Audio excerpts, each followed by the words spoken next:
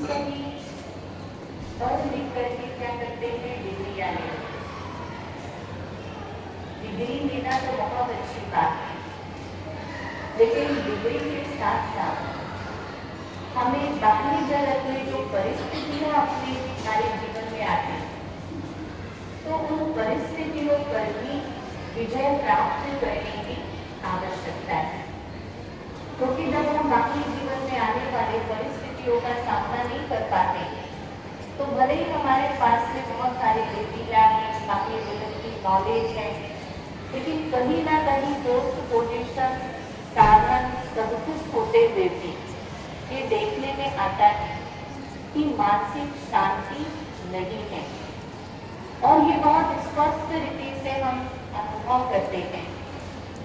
जब जीवन में सुख साधनों की कमी थी, तो हम साधनों को कैसे प्राप्त करें, इसके लिए हमने अनेक प्रकार के उपाय अपनाए।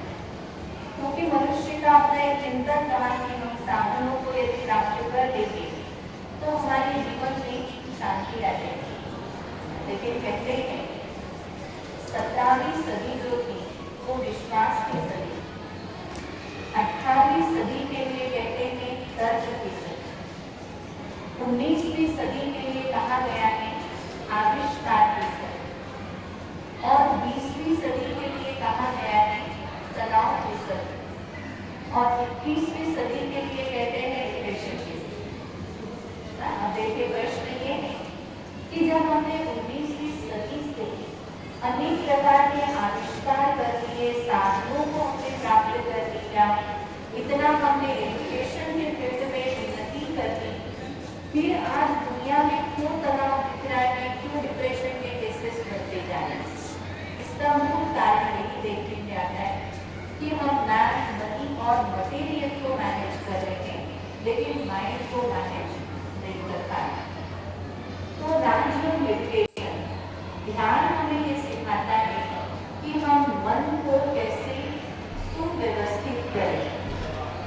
तो इसके लिए हमें जीवन में बहुत छोटी सी बात समझने की आवश्यकता है, जिसको समझने से हमारे जीवन में गुण और शक्तियों का भी उदय होता है, और हम मन से बहुत शांत चित्त स्थिति में रह सकते हैं।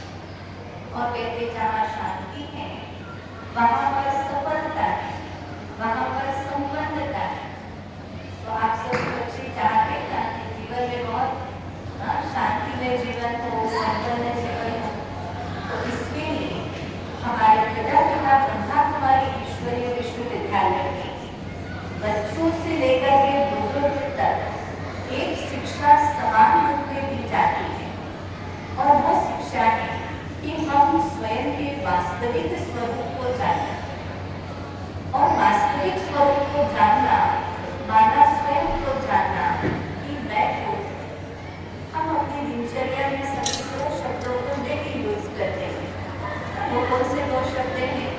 मैं और मेरा।